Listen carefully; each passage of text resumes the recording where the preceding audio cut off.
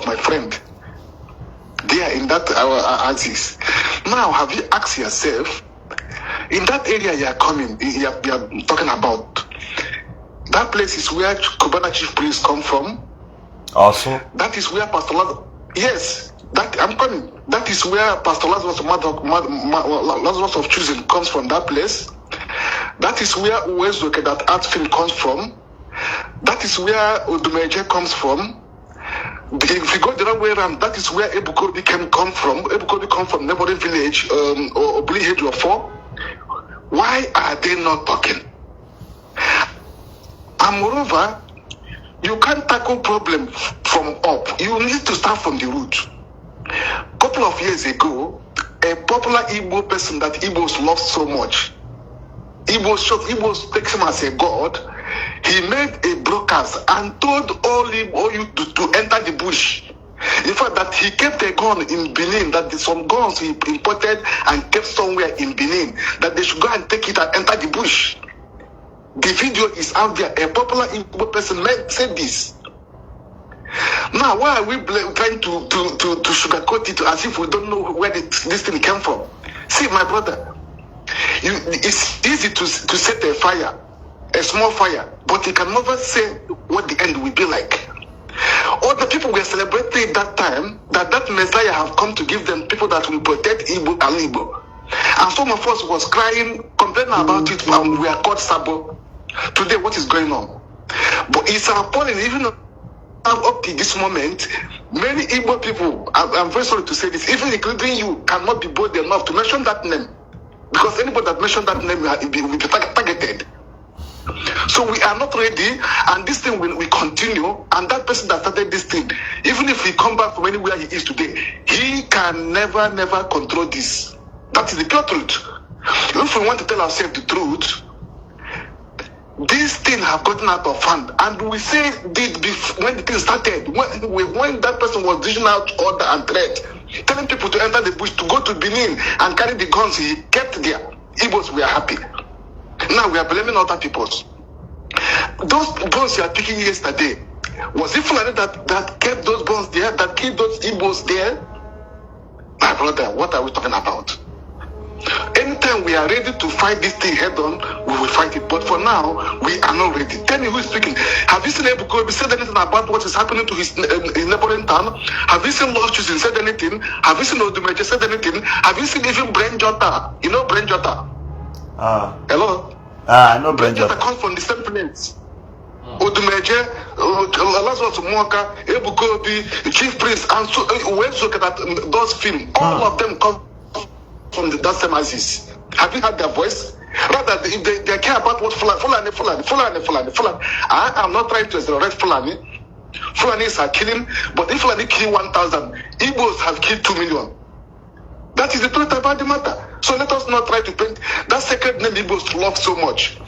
It will be very late for Igbos to realize what they have done to themselves. They will live to regret what they have done to themselves. That mighty man they accepted, that Messiah, Igbos will live to regret what they did to themselves. See, just look at that Osuna, that market you're talking about is a Koto to market. I know that place. That place, Bush have gone to the market. Okay, some people ask, why is it Orsu?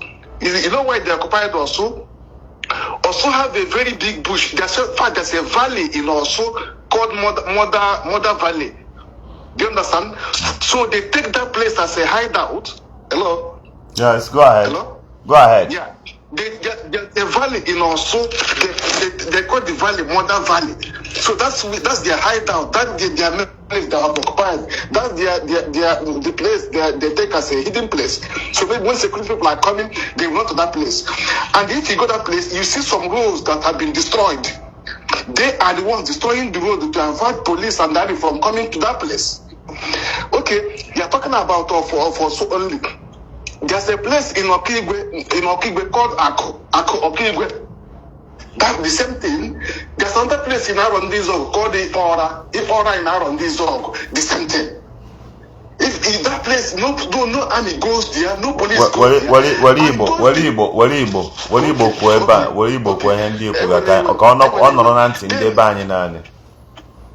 Yeah. okay, even I need imam from Madu, imam for Ibani Lendan, Wafa.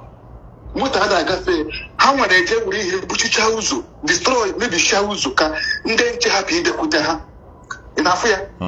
Ije na akọ igwe na akọ igwe even osumu obe igranya ka the better than akọ igwe.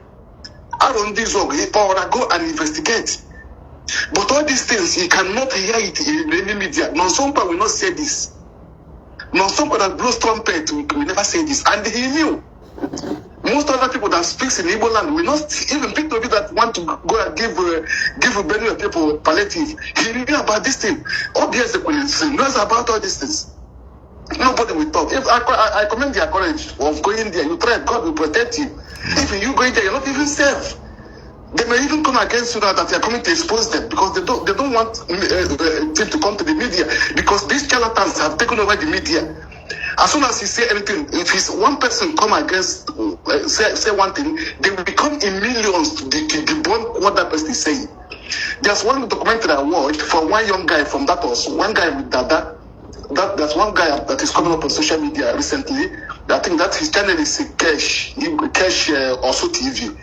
Go to his page and see what that guy is doing. But the guy is bringing out evidence. But if that boy bring one, these people will come in thousands to demarcate what that guy is saying in order to counter him.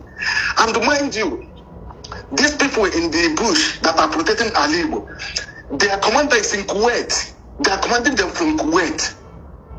So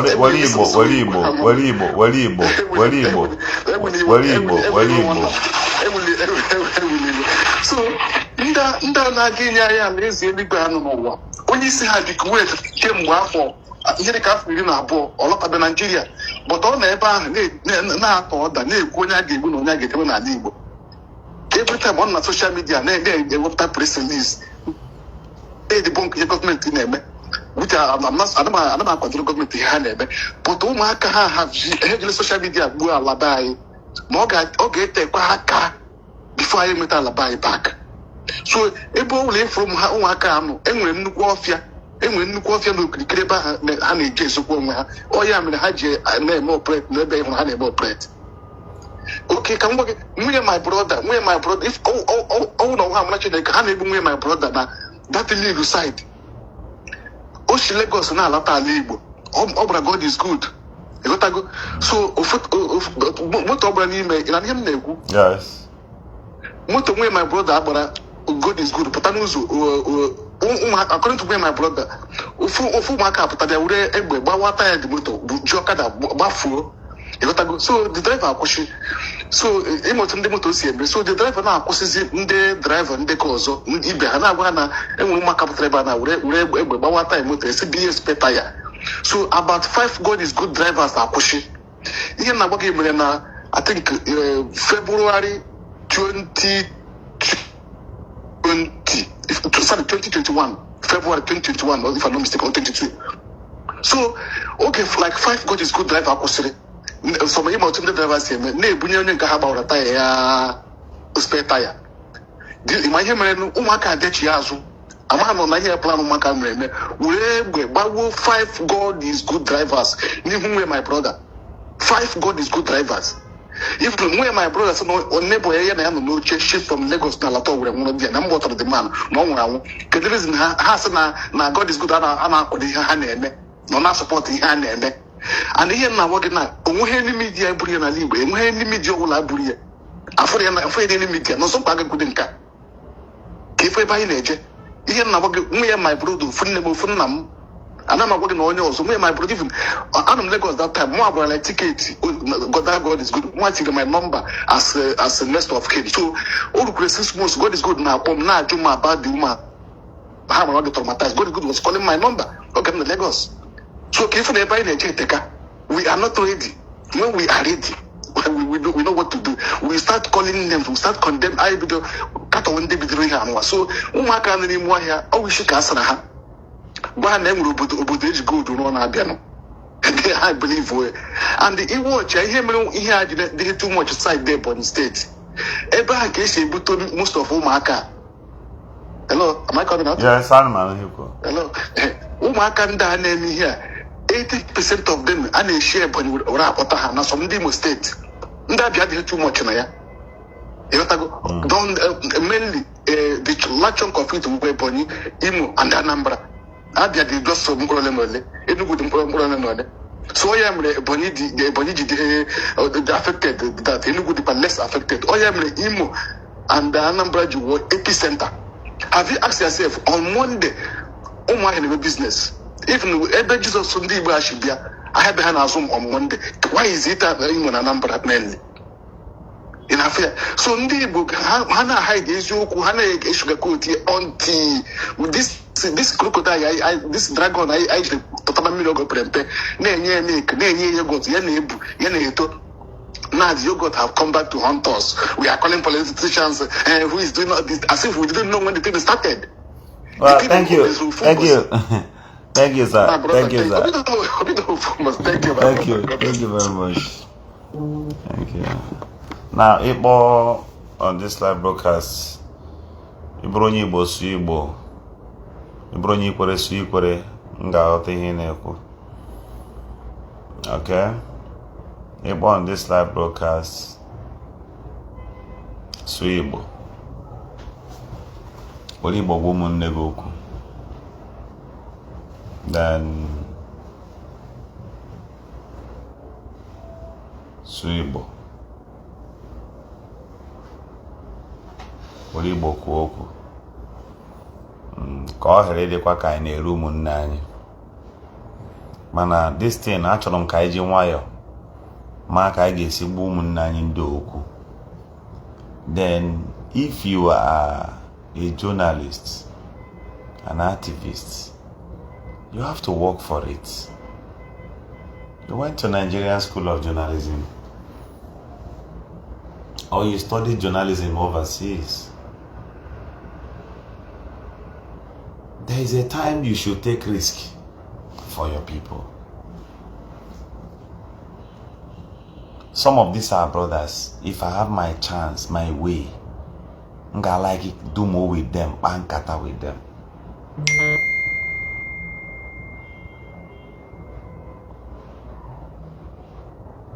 Somebody said that more than 5,000 persons on Orsu.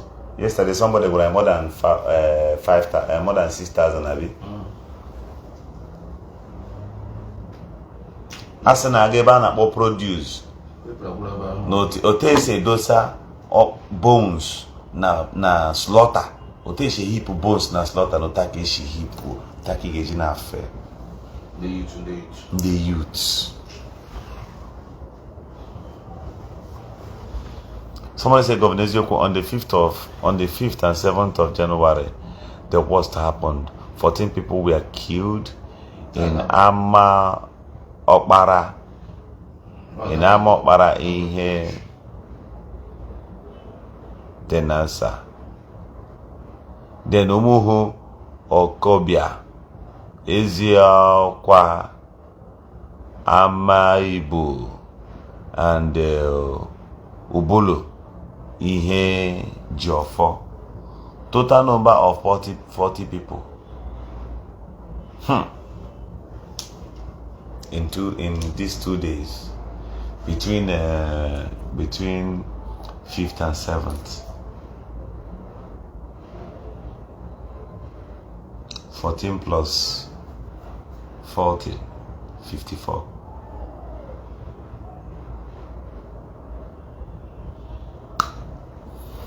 Man, brother, sabo Igbo ya.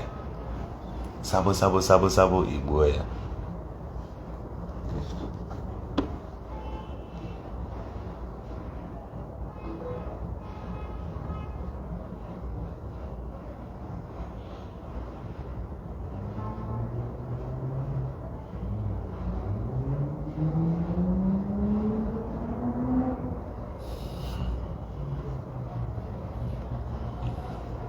Then I'm just hearing for the very first time that these big brothers are from this area.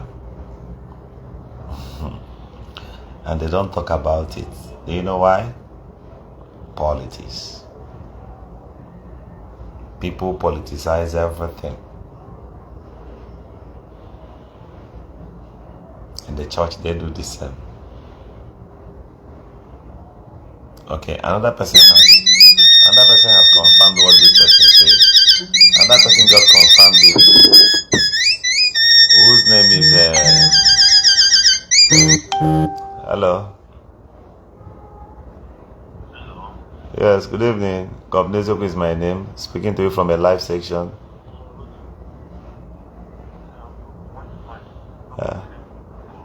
Okay.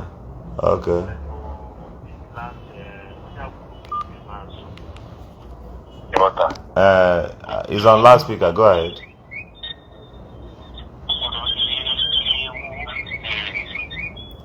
Hello.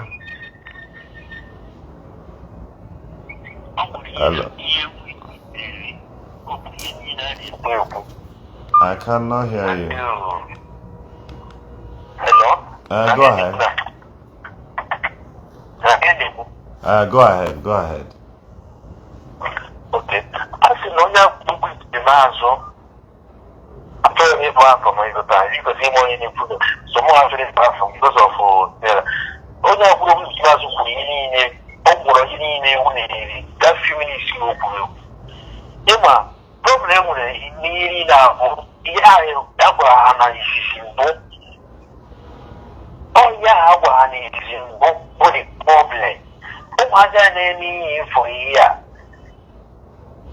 kacha na ihe ha gwara na isi will still work. So as far as let me tell you one thing. In as much as Nagama support in her job, but I wouldn't want to cross anyone's belief. What matters in this whole thing is how to redeem our brothers. You understand? Make them understand that this is not the way.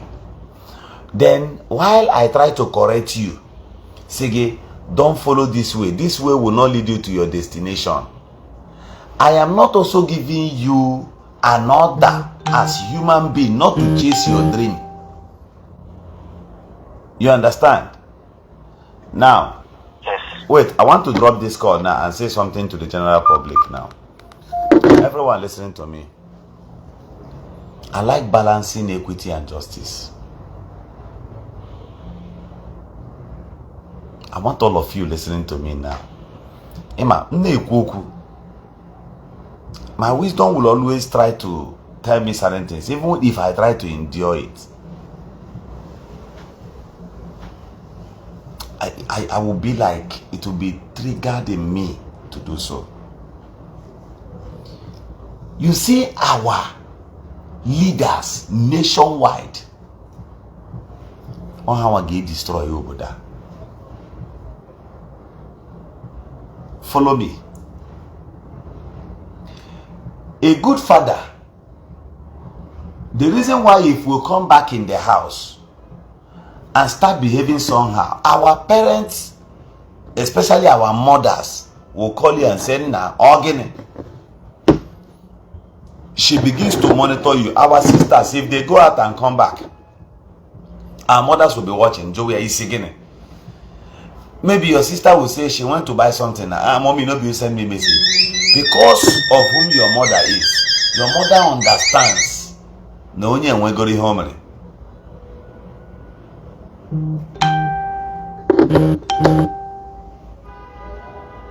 Are you listening to me?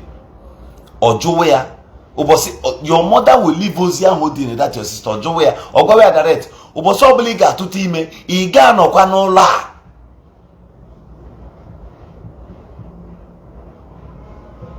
Any day you get pregnant, you will not be in this house.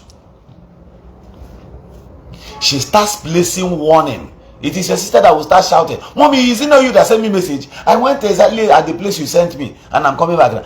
Your mother has what we call an ancient understanding. She knows now we bologi.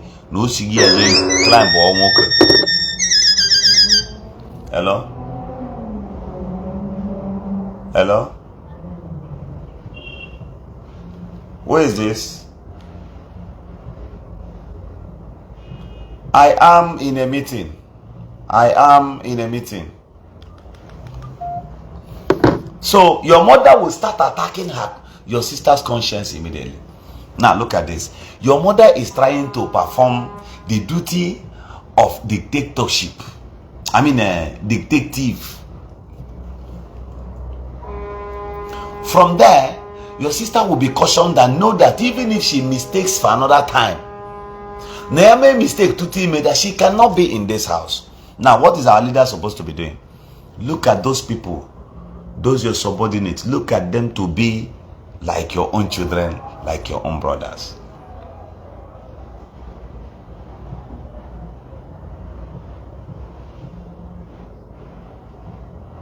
You see, there's a family in Orsu where they bite everybody. Hold on, I will come back to this message. Now, there was a time people started agitations across the country, seeking for self-determination and all that. They were not with guns. And some of us were saying, on this same platform, we are saying, for these things not to linger, let us have a dialogue. Let us know where we can all sit on a round table and discuss these things. At some point, there will be a need for the seaports, the refineries, all of these things to start functioning. Our educational system, so that people can go to school, and when somebody graduates, the person would be able to get a job. Nobody considered these things. If they had built that road from Ebenato to Osumo, maybe get to Okija, all those areas, those roads would have been motorable. Nobody will be talking about bandits on that road and thereabouts. Put in a street lights.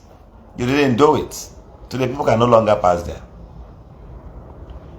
Do you know that it is a governmental mistake to any terrorists or any armed robbery group, or any occultic group or any cultism group, I mean to say, you get there and you find 5% of them that are graduates. Go and check. In such situations, the government did not employ them. That's why they are there.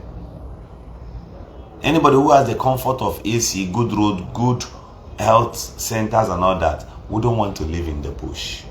This is one truth I want you to take.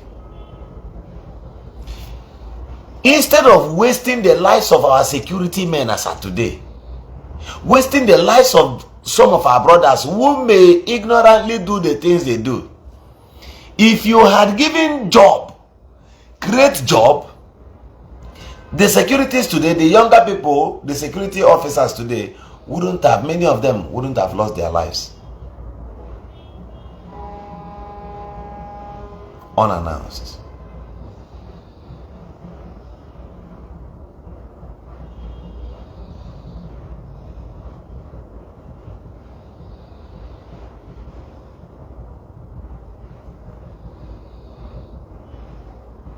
Are you listening to me?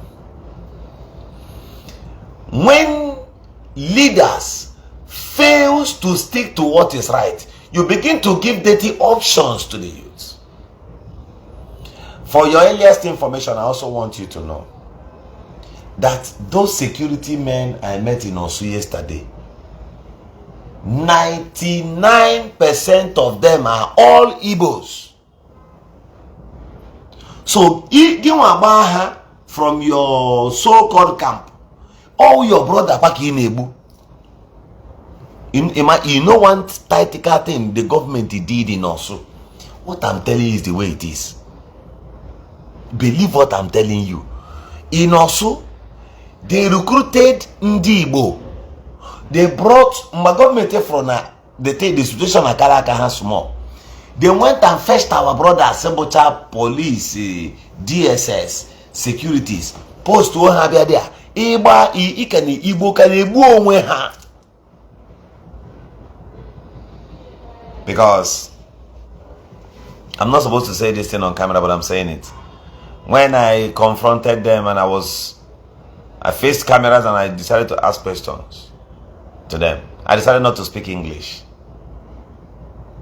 Oh yeah. I know videos flies. Many of you will see these videos and you will now get angry that this guy used politics on you, no? I decided not to speak English. I was trying to know how many persons in Igbo not there. The situation is not funny.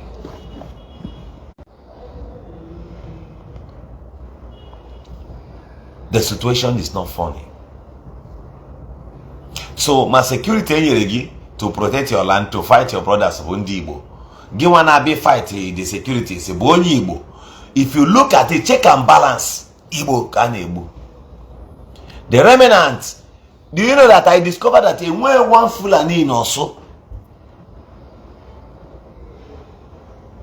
No, they don't. If my booking a shiny shoe, all of them wouldn't kill on Orsu. So case in 995. Why not a year billion one of our brother can almost saboto no lawyer? Mbi. Is this whom we are as a people? The damages in also right now. 25 years coming. 25. This thing is like film. It may get to your village. You will start crying. By then, I understand far. When you are crying, I won't be talking about it again. That's how I live my life.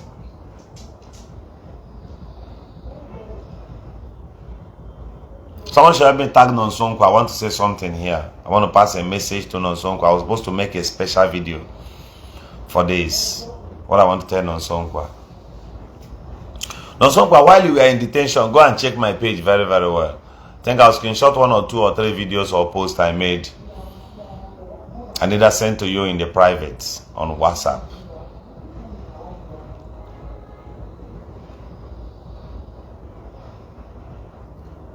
While Governor Uzodinma detained you then,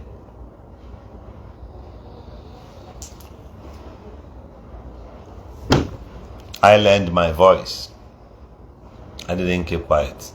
There's a video that was brought to my attention was brought to a video you made where you said if they are calling anybody for business in Ingopala, the person should not go. That there's a particular place you mentioned in Ingopala, that place, Nanda organ harvesters, you say close to Umuneke police station.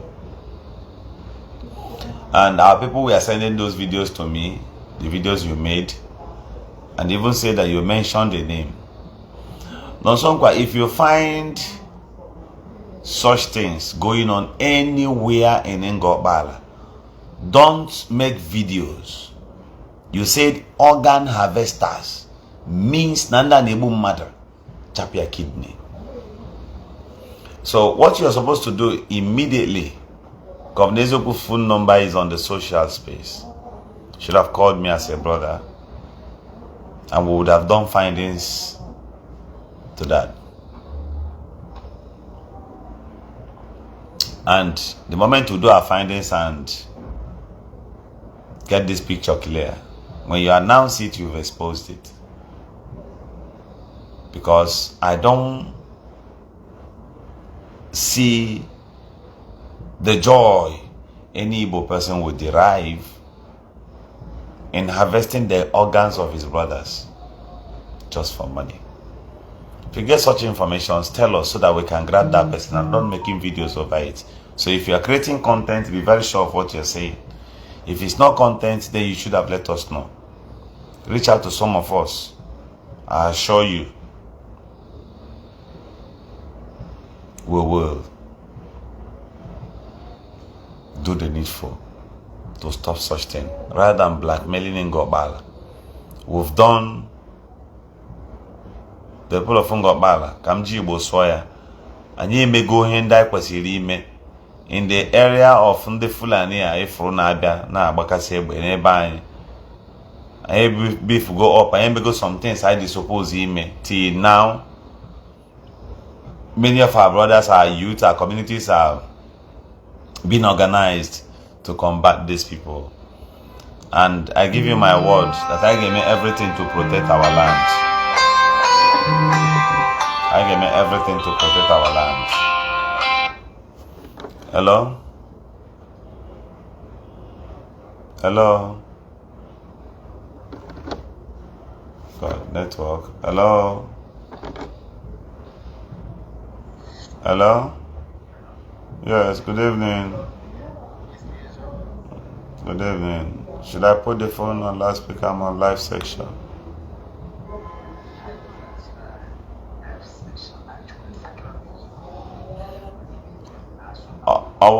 I want to hear on loudspeaker. Here treat here now. Ngwakwe? Ohem chori kwo. Here treat you bo. Here treat here ohem kwo. Ohem no na social media kwo on daily basis. Ya umamre ge hu last my broadcast mmere ntire picture. Konye wo sa amamo onye wo. Amamwo Jocelyn Akujobi Ndolo, awu 1 piece, 1 lab, 72 carton of trouble, awu 1 of lab, 1 man's sport. Eja hu video me hu video man for 24 hours. Adama hu ya o, Adiba, you will show me your page, I can go watch lewa. Bana ge woni friend na Facebook na. Bana ge message. I'm on video. I'm going to be there. I'm going to get met. Okay, sir. I'm sorry, I'm a video mere. A picture Cubana priest na Cubana Nyukuna wea. I'm sorry, I'm me no lo. Equally more queer. Nequindi bana agent. Eme no lo. No so. And other places like Obosimana, other places in that network encounter. Obosima close to Obosima, Obosima, the other one came in Kende Oye Bonkre. Been there, Obosima side, been there. I how I mean Ala Igbo, ejim video, ejim evidence, more than Kuka. Alament Olamia for years. Here be so, this thing be robo be drona. Ebana po, amuku, urudu. Bidonaka, police officer Negapo, Abakaren, na former Imo State Police Commissioner. I'm all single-handedly Gajejuo Eze Haprolabro Eze Mike. Eze ndeno no ladi call epic here. Ina ndi Igbo si eje ngenishi awuri college. All achugide Abakaren tutue na that nonsense mboje egbuo umunna anyị abịa aso IPO. I'm an IPOB member. I'm a principal officer na IPOB. I'm the last idiot who get into path war brony Igbo because of Azom. Or the last in Guinea.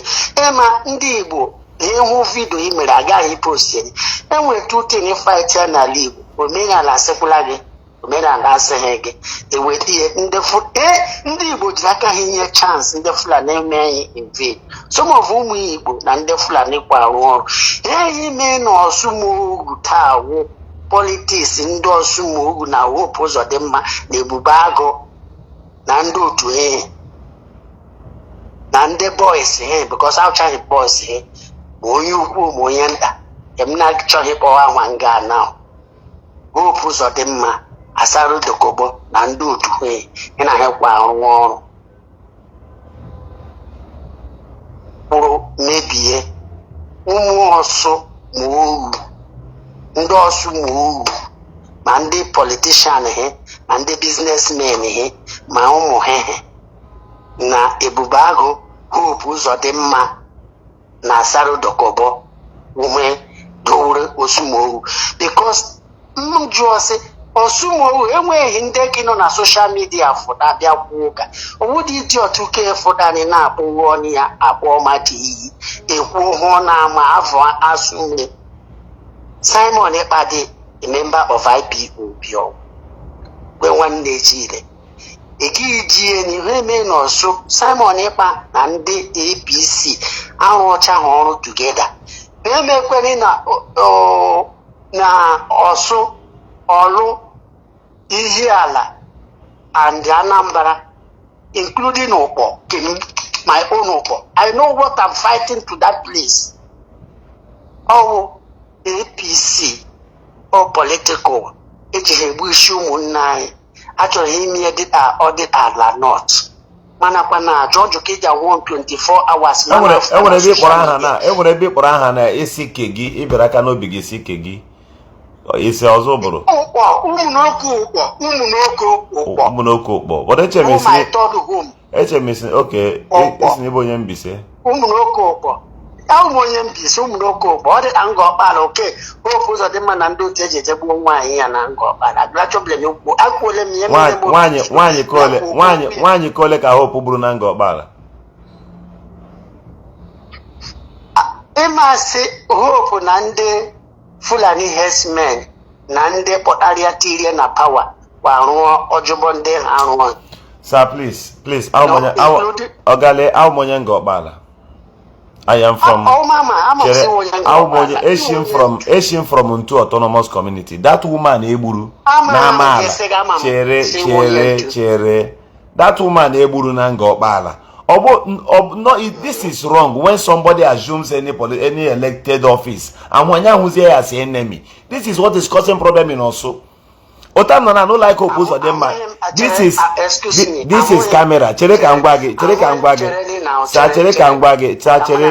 because I will give you a chance to talk. Lanya. Otamna. Ihe abo camera kam na agwa gị. I like him Hope Uzodinma. You know why? You know why? But Oga akwụsị m ekwere eziokwu nkwucha ya mgba eziokwu m chọrọ ịgwa gịnị iwuru Hope Uzodinma I no like am my reason bụ I no elect you ndị Imo mere elect somebody they want as their governor. I'm not questioning the Supreme Court, but I'm not going to install for this criminality. All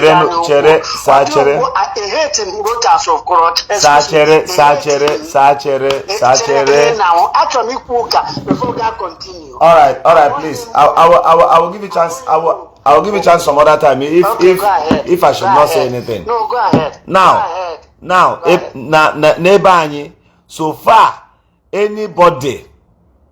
anybody follows any crooked means, as in something they right, I will not like that person. I won't follow you. Because if I like you, I should be able to pray to be like you. Now, but by the virtue of he has been there as a governor, I have no choice than to respect him as my governor.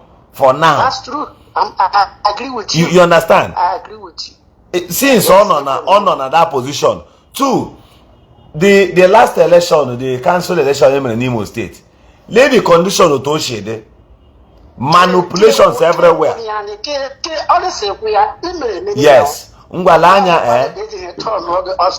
Yes. That does not mean Nama stand the chance of one morning. Mele governor point higher, may accuse you. One day, God can bring leadership to you. Sir, hold on. Chere can kill your target. Chere, I want to tell the world something that happened to Kyoto. Yeah. Now, in the River State, not through one morning. Many people don't know about this thing. Not through one morning. In the Che and in the Kure are react against in the Fulani. React against them. silently. Ndi Igbo anyị react ha eme ya video post on internet. These people ma react against ndị Fulani. Ndị Fulani eju okwu, many of them ga na-eche mee investigation jụ ajụjụ ihe a. Ndị Fulani eju okwu gafetawa iman that attack ahụ emere m post on internet all na Rivers State ka o mere, ọ bụghị n'Imo State territory. I know. I know my idea. Yeah, one place. Yes, yeah, one place. One small project. Ma gadia. Nde Fulani shini mo ya bapota. Man kuru ni internet ni abu nde Fulani. People that were not there, we are challenging me, telling me no bashi. Iyem jiri anya mfo life and the anom na that place. Machine a prophet ha 1-1. Not knowing anyone another backyard road. Ha abala there, many of them can't put there. She's anymore here potawa. I saw them myself. Niman Naji house and Natabazona wearing. I know them. Now these people across River State here, Batawa cross Wabandre, Joko Bata Ebanabo Amala Ngopara. The securities there did not understand this thing and Agwage. Haman and Batala. Now, all of a sudden, this side Ebuko Biono Gazayon Ministries, the first place I Caterpillar Gaga brush here, go and ask. Hanoto like this. Ebutazera ha fresh and nama dear.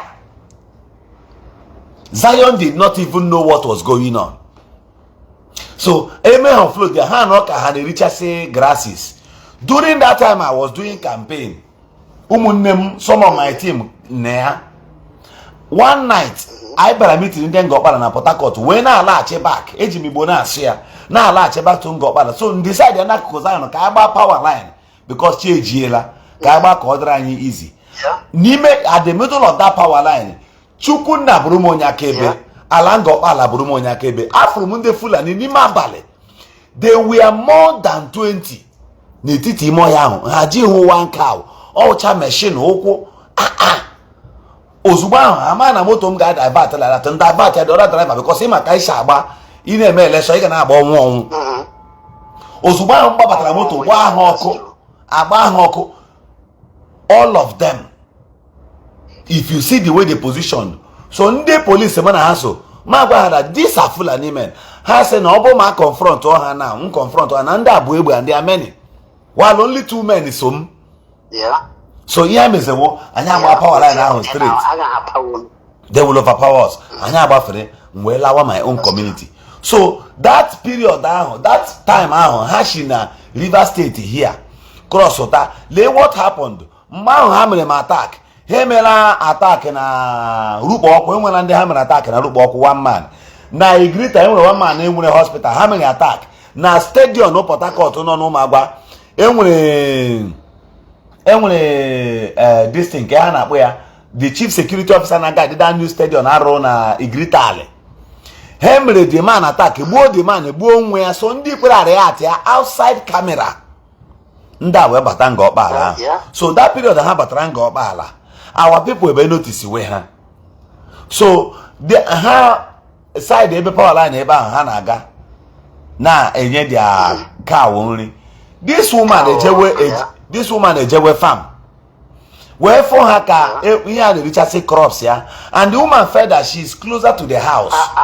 No, when the woman a confront her, what do I do for my land?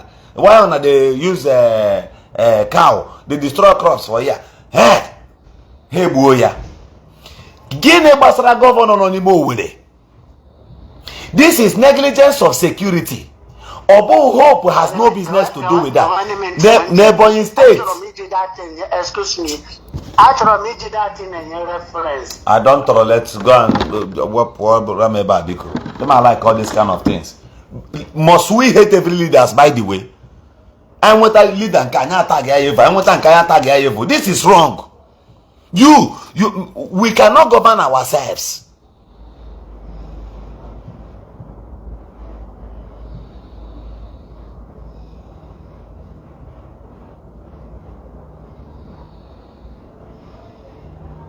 This is the way it is. We have to. So I'm very sorry for cutting you this way anyway. We have to be very, very careful and wise. There's a way to follow these leaders.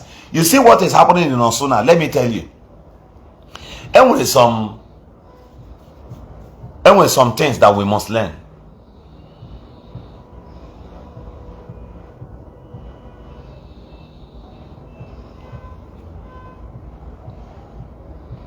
And with some things that all of us must learn and understand. We should learn and understand. If we cause problem in one local government, the little allocation and stipends that comes there alala completely. We are not supposed to allow these leaders to destroy our land anyway. Hope of Imo State is Hope living in Imo State. It is we, the Imo light, that should fix our land. This man for how many years now? Our state remains our own. It's our own.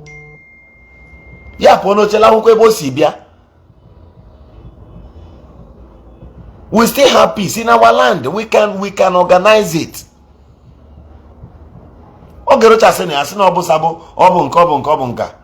Owole left office. Today is no longer Sabo. Today is no longer an enemy. Is he living in Imo State? Despite the mismanagement. Obi in Abuja with his family. The voters, the commoners are there.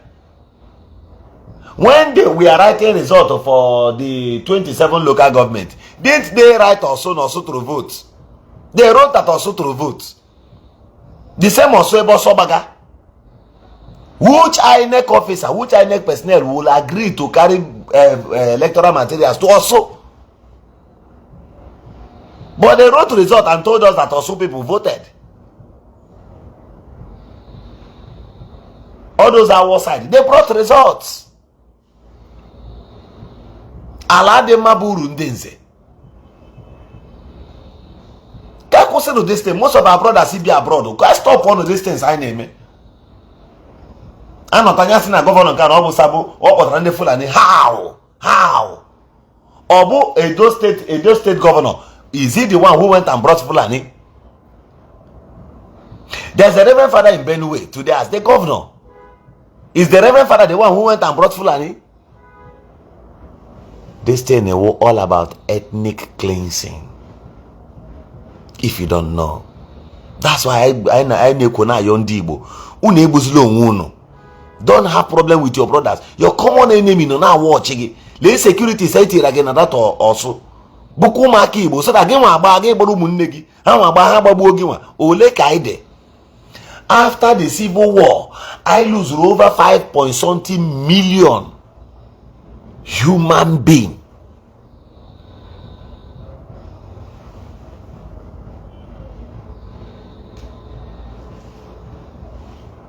Ebolo wegi olilanya di o olilanya di gie olilanya di ndo sumunem olilanya di o olilanya di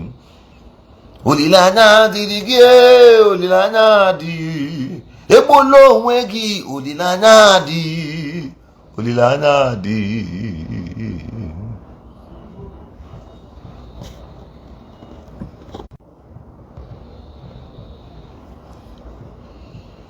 Ebula your brothers. There is a story I heard in Orsu yesterday. That one touched me. An indigene of Orsu, according to the story, is a soldier. He came back when they were doing recruitment.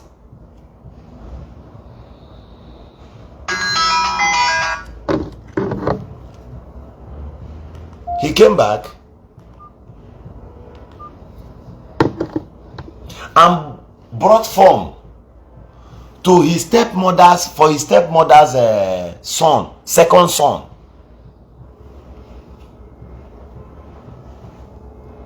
And that one was recruited into the army. He went horror before then.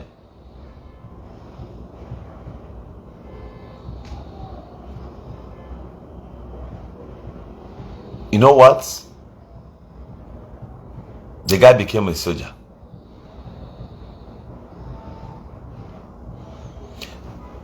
Through the help of that his cousin.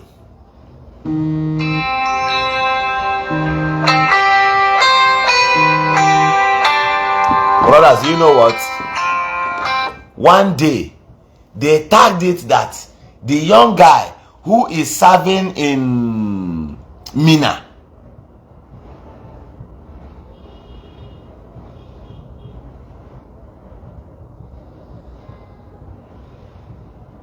this one said, the problem with you is that you think you know everything.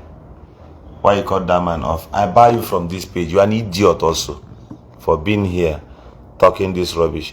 You dress good. You say I'm very, very arrogant. I need to talk to you stupidly, as stupid as you are. I don't care, because he moral sense.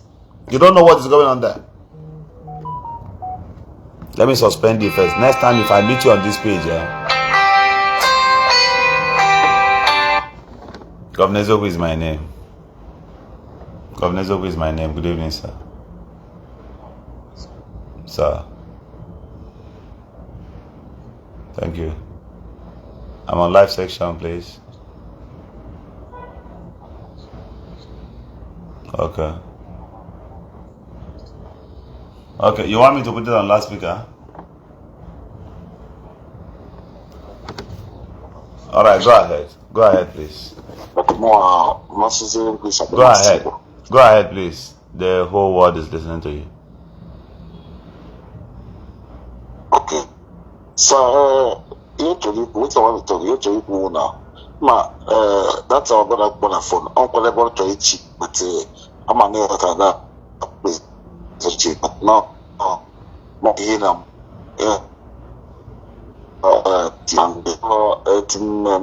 Image. But the way it was on that woman, it won a family. On a family at Jacob. Manganaf. And the woman that woman is not farm. On a family of Jacob by now, I got not caught. Now, pursue on that woman will go onye kwano ka ga mare each in our community sebara each in our community bara big man ke na farm ono big man ke na main load come on governor of him was na to make but maka that woman we say po woman no nka chiti ya fogeri akure fi very here o tie egbu na farm governor of him was na pata o put the map as governor condemn one that act. I don't know big man now. After Uzodinma now, it's not about the we are unfair everywhere. A poor man can die a poor man death, and the big man can die a big man death. Nothing they happen for Nigeria. And as if next man day, I watched a video where the big bone of our I call those people hero. I never know whether them be thief, they kill them or the kill them because of phobia, but at the worst where they pick people bone up for bush for standing in that Imo state. Oh, you see, when you go expect anything will happen for that Imo state. You don't see say 5 years man they do something for Abba. You don't see them. You never see them. You never hear them. Anything what they happen for your state, we say governor no. You know, anything what they happen for your state, we say these people don't know. Chief title people, you get them or as and them. They know everything what happen for that place. But they don't get money for back. We were there about now. They look everything whether say this is the fear of self. We say if you come out, they will kill us like this. You know they good you see. I don't watch your program. In the talk truth and for this state self, I want to make it talk truth about this. But this in Imo State, if they speak for people way down outside and they watch you, they carry people money, they collect money for people where they don't drop their money. It be activists. So talk about this thing. Not be say somebody go talk truth where it say if they pen them. I thank God say you have to tell that guy say I'm sorry. Now because of the situation I call to your phone. But this kind of thing. My brother this kind of thing. My brother is the fellows for one. That was where they kill them. Where they kill their mama or their mama for that farm. Hey, my brother. Kangwa go kwa na all the difficult mu ekwe but I think aga meji amamihe kwa but I pray ka ịghọta ya. Le yabo mande ba anyị yabo mande ba anyị ka nji Igbo kwuo ya o nwere uche ga-aghọta ya bụ ma ndị be anyị na ihe ha megawo na asị na enwere ebe ndị iro a na-eje n'ime ọrụ ubi anyị ga-gbuchie ndị ka anyị nọ. You understand? ya bụ ma ọ bụ ihe ndị nke mbụ ahụ na-eme otu ha si eme before ha nọtụ ha ga n'ime ọrụ anyị ha agachosisi aha ma ha gbere egbe ma ha mere anything ha agaghị ebe ahụ ha agachosisi aha na ha pụọ n'ime ọrụ anyị. You understand? ha gbuo mmadụ achọwa otu a ga-eme megwụrụ ha maybe in a simple way bụ eme ya na adịghị eji anya na ịntanetị ụwa a ga-abịaba fụwa ya ịghọta ya bụrụ a different thing altogether ịghọta mana nke mụnwa na-ama nkwe enwere nchọrọ ka ịghọta ebe a na nke mụnwa na-ala ikere bụ abịaruo anyị egbuwezi onwe anyị ịghọta abịarụzie any of our big brothers eburu ya kesi maka nwa mmadụ mpụtara midia na-asị na a ga-ataki ndị mmekwu ya na ndị midas a ga-ataki ya terrorist kema nwa mmadụ kwuru ya na adịsịn egbosiri ọnụ civilized country ka ndị mmadụ kwuru datin akpọrọ ya gbochie ọ sị na a ga-atagi ndị ole ịsọ sị na a ga-atagi ndị ole ndị midas terrorist efubere ya na news ndị leaders ndị media okay na a ga-atagi ndị social media terrorist edebeghị I think I'm going for such news. I'm more could do that. And number one now, Emana buying from Enugu State. Oh, you men are buying about the police now. That moment places in the age of warm. Na my village. But every 4 days ago or 3 days ago, what a guy on social media. Everyone the police now. Can no one do the police? The thing remember, and that day what the day I'm Azaya and I go also that. Okay. But remember, I'm bed and instead of buy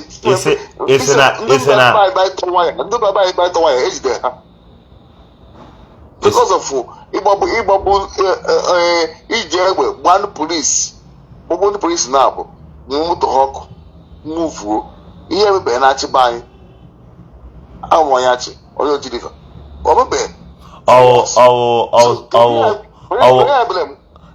Sultan of Sokoto kwuru ihe a na aga tag na ndị media stories o kwuru ihe na video ngwa lee ka ngwa gị lee akwibi na western world I believe ishi abroad na akpọm right yeah okay ọ bụ everything ka m na-ekwucha na internet but enwere one thing nchọrọ ikwu na enwe one thing nchọrọ ikwu na lee enwere ebe ihe na-eme na Nigeria ga-emegide ruo ndị ọcha ndị ahụ nwere ụwa will pass through this kind of ye kangaroo senate hụrụ today make ya a law to regulate the social media not agbanyụọ ya enwezi every that thing na-eme na anya ma mmazi again ga-ade ihe m gwara gị somewhere. Honestly, I want to talk one word. I still phone Songwa. Why I put the Songwa? Yes. My broadcast now. I know. And all women listen. It's a politics. Also, the community. I know. Support, but all the people we spoke. I pray I make us spoke. And look at the people we spoke. Mgbe ndị ọzọ mba kacha alụ na war ọ na-ekwuru we are Latin n'ụsọ ngwa a mejiri aka Latin man akwụbeghị before but I like him encouragement biko mmadụ na-emekere ihe eme ọ na-eme na obodo anyị nọ nwụ Nigeria si na-emekere ihe onweziga ihe a na-eme nwanne maazị Nnamdi Kanu ọgbanweta Biafra ọdịna gị Biafra gwazi ka ha megoro nke ha eme na maazị Nnamdi Kanu maazị Kanu na-aga dịka nwa mmadụ nọ di but I am going to can I look at one day? It only sometimes it only talk or come out organizer. It should see with the will pick. Will everything join off the amount of the law. Or we can sometimes it will be Jiraka. You will really give them and the adapter. So sometimes I never go here. That this guy make now. I'm the teacher will give, but the guy they hit point. My brother, am my concern, eh? Happen here was from matter here was rango bala.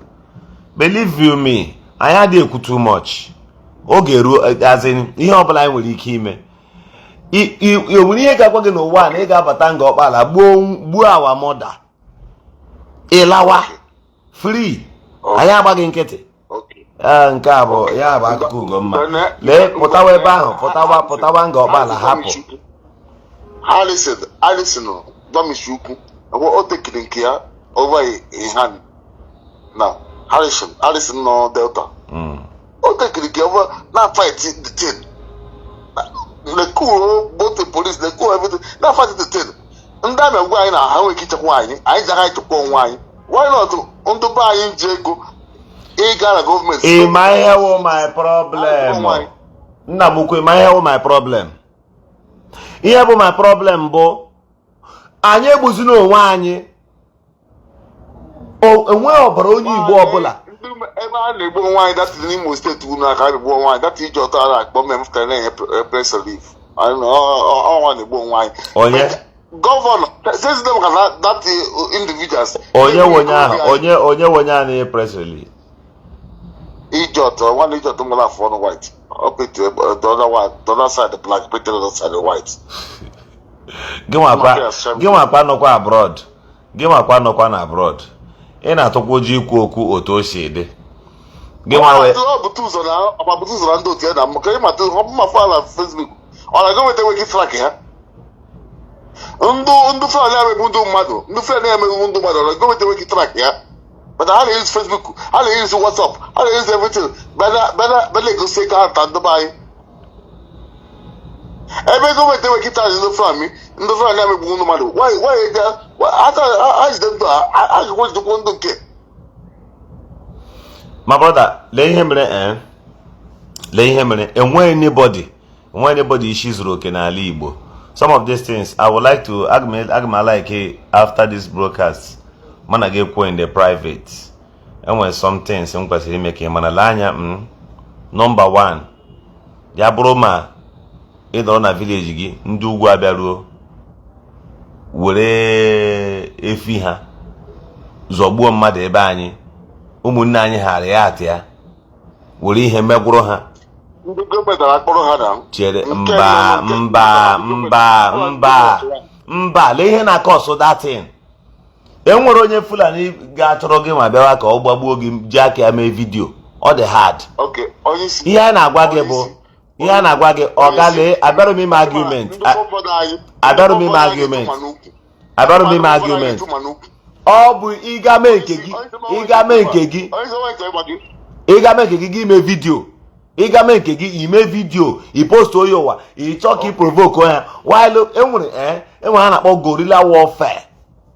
Let's be sincere to ourselves. Ha nwa ga-ejizi ọnụ ha na-ekwu na ha chịrị nna ma ha bịa ebe a na ị na-egbu ha gị nwa na-agwakwa ha na ọ bụ ashị. Onye isi onye emekwu aka mala ndụ polisi weta ụmụ nwa n'aka ịma ndụ fọfọdụ anyị na-etu mma n'ukwu ọma ya akpọ ọkpọ mmara mụ ya n'ọgba utu my father get up mmara mụ ya n'ọgba aka mala polisi fụ onye baị ka ọmụ ya lata mmara mụ ya n'ọgba ka otu ya n'ukwu aka ma polisi na-ejide ya. Mgbe polisi fụ onye awụsa ka o ji egbe jiri ụta ịma na ụta na-agbagbu mmadụ at any time jiri ya bụ mmadụ polisi asị gị na ha ji atụ nta beta anyị nweta onye be anyị ji achụ nta onye be anyị ji egbu mmadụ beta ndị awụsa jizi nke ha achụ nta ndị asa ji egbe shi egbe dobelbarian na-echekwa efi ha ji atụ nta beta ndị be anyị si anaba anyị gaa Abuja gaa isi ha lụọ housekeeper rụọ ụlọ elu n'ụlọ beta ha bebe anyị aga n'idu na ana mmadụ gaa nọ n'ime ọhịa. My brother, please in 1 minute, in 1 minute, let me thank you for being here. The truth obodo ọbụla nwere ka ha si echi onwe ha. Otam nọ na o kwere doo m anya na ịbịa nga ọkpa ala nke anyị gbuo onye nne ọbụla ndị be ka anyị achọ ụzọ megwụrụ gị ga video wa dete na pụtawa problem. You understand? Ga i retaliate ya ije video post o mụ anọgodi in power as a government official. Ị ga-emegharị ahụ as a leader. Mana ọ bụrụ ma ị mere ihe emere gị ihe gị megwụrụ quietly imerụ video ga post ube. Ọ bụrụ ma ime video ahụ post o na unu emela ihe dị otu ebe dị otu na-aba mba de mụa bụ gọvanọ mgbachi nkịtị. The other governors will start seeing it that na ndị support enwe one thing na-eme. Enwe ka ndị ebe anyị dị. That video ahụ ndị ebe anyị na-eme ekwesịrị m ikwube distance ya emesịa ka anyị kwuo sir. Okay, thank you very much sir. Thank you. Echekwana ịma Igbo anyị nwere uche. So many things abụrụ mmadụ ya ekwu ebe a. Abịarụ m ebe a for some of these things because ọ dọrọ mma ikwu otu ọ sọrọ gị kwuo ya no way. Hapụnụ mata gbasara nga ọkpala. Hapụnụ ihe gbasara ebe ahụ. Pụtawa. Emeela gị na village gị. Merebo vidio gị na village gị ebe ahụ. Ndị ebe anyị nwere ike ha nwere time ime vidio. O nwere ike ha nwere time enwere efe ime vidio ahụ. Anyị adị ayọ gị bịa buru egbe gị bịa bata help anyị chụọrọ anyị ha mee nka mee don't worry. Ha bịa side nke gị nwa react ya one. Those territories now are not there. They can't even come there anymore. So Igbola mmadụ ebe ha bịara datin bịa mee datin ebe a na-akpọ amaala obi ọgụ. Enwe ihe eji akpọ ha amaala obi ọgụ. So abịala na side nke gị nwe mere vidio and ime video ahụ post ị chọọ ka gọvanọ gị fịa aka n'ụkwụ gba nkịtị ọ dịka nwere ihe on support ga ọ gụma mee video then he will react based on the things of gathering the Ghana. He will a governor will surely react. So unu mere ihe enu ị na-eme ihe gị nwanne gị ọbụla ndị anọ na gọọmenti adịchakwa happy na those people egbugakwa ebe anyị o. Many of them if you go deep into them ha adịrọ happy because otu ọ sọrọ gị mee ya n'ụwa enwere gọvanọ ga-adị happy na ọchịchị ọchịchị at the end of the day cannot come to his village. This Abuja ha ncha bụ iche na Abuja the only place dị safe ha ncha nọ. Go and check, is on the news. Now Lagos state government arrest how many Boko Haram has na how many arrest now.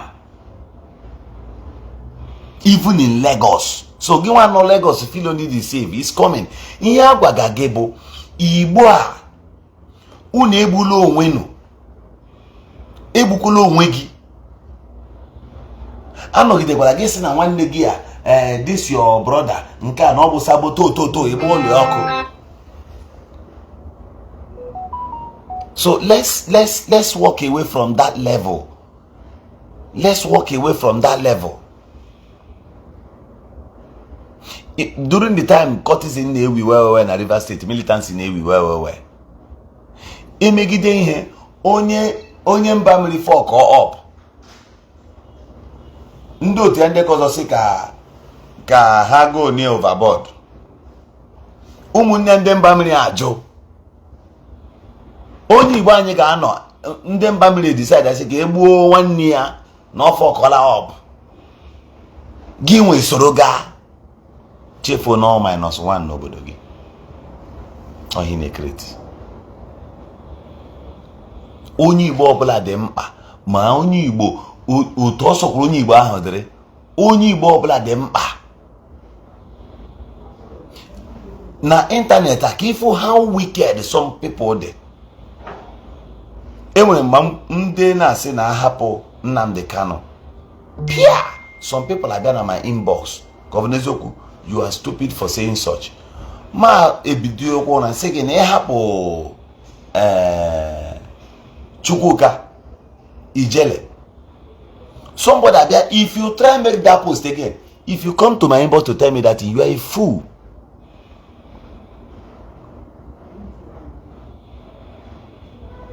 You are a fool. You think you can regulate me when you've not even regulated yourself. Some of them will come and type for me, two-faced man. Two-faced man, have I come to your house to beg you for anything? No matter how difficult the country is, I think at least I still respect myself. But the essence of me saying na yanwa dereno, na yanwa derendo, yanwa we freedom bo, nejila montem no, no onya nwere kidney failure, onya anwo, he can never come back to this life again. Owa nke oberabia, we will not let him die like that. Despite his approach, it does not worth his life. The same to ndị ahụ onye ka onye a ga-egbu egbu bụ onye ti uniform ma onye nke bụ egbe nọ n'ime ọhịa. Every one of you dị Igbo mkpa.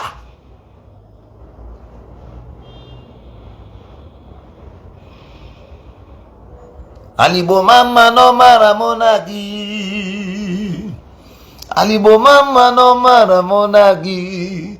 Ala nke ndị Igbo mama no mara monagi. Onye ọbụla tinye aka ka emezi obodo anyị. Maazị Nnamdi Kanu Amadike ke ndị Igbo, ala nke ndị Igbo mama no mara monagi. Onye ọbụla tinye aka ka emezi obodo anyị. Governor Lesoti Omara monagi o. Peter Mbala nke ndị Igbo mama no mara monagi. Onobola tinya kaka emezi obodo anyị. Way forward. If you're one of those in the bushes, you are going to give chance. Meet with some journalists. Meet with some activists. Discuss with them. Face the camera. Tell the world what your problems are and why you're doing what you're doing. Give relatable conditions that could be met by the government. Then some of us will be able to communicate it to them. See, the war everywhere in the world, they will come for dialogue. Right now in Orsu, we want dialogue. We want peace. The people of Orsu are not your enemy. The governor will come and go. He only has few years to go. Because of his administration or thereabout, is that enough reason for we to scrape our land? To wipe our people? Does it make any sense? Is there a need for that? Hey, this man. I will not hear. I'm still on live video. On a like that. So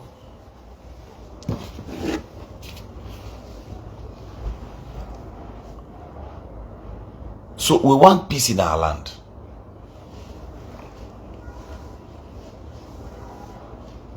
We want peace. Let's sit down and dialogue. Let's know how we can resolve some of these things. You are stressing the community. You are stressing your place. Remember these children you're seeing today in your localities. These children that are out of school. What are you wishing them? Cut and join standard. Cut and join. You are disturbing you are distracting my video.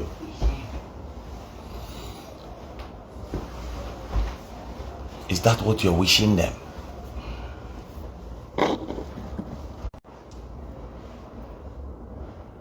And for you content creator, I want you to listen to me. You influencers, people mentioned your names, that you're from these places.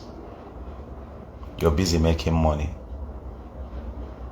In war today, Ebakaya Chile. Your father won Ebakaya Chile. Will you come with a copter? Or will you reserve your parents in the mortuary for years? When visitors follows you to your village, how would they feel? One day, content creation will stop. Nobody believed that Nitel will shut down one day. Nobody believed. Nobody believed that even the old Coca-Cola bottles could change. Nobody believed that Nigerians would stop taking 50 CLs. of Merinda. The legacies you lay today is what will speak tomorrow. The owner of Facebook may buy today, his children will mismanage everything. So nothing lasts forever. You have every need to think about what is right. I know you will not speak up because you think there is need. There's no need for that. And it does not concern you, all because you're making money from the city and all that. My name is Governor Ezioku Olilanya. Tomorrow, I'll bring you videos, interviews, questions I asked people from Orsu. Then I will tell you what I will do. If I have my way, I will go to those villages. I will pay visit to them there. It doesn't matter how anybody feels. Some of us, if this present journalist we have, all these cock and bull journalists we have, this activist we have, up and down. Harrison Gwamnishi is taking risk, entering the bushes, going to rescue people and all that. This is the true work of activism. Our journalists, all of them are attached to one politician. They are junk so that every month they will give you stipends. You are a fool. You are a fool. See, good night.